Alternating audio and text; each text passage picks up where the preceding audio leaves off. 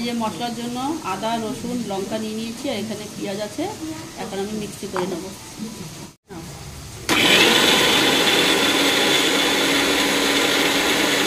মাছে নুন দিয়েছে, এই হলুদ দিয়ে দিলাম,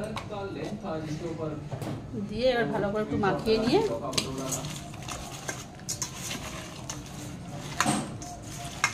ভেজে নেব।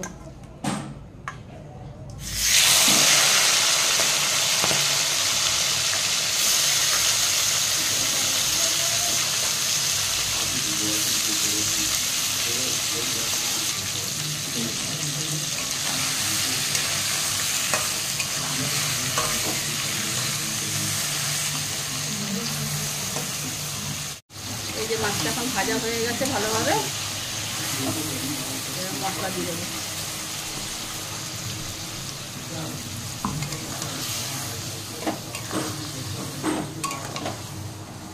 ভালো করে কষিয়ে নেব।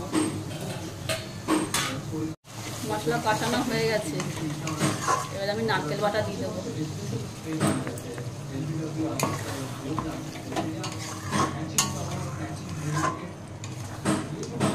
তার সাথে গোটা লঙ্কা দিয়ে দেবো। তোমাদের দাদা খুব ঝাল ভালো খায়।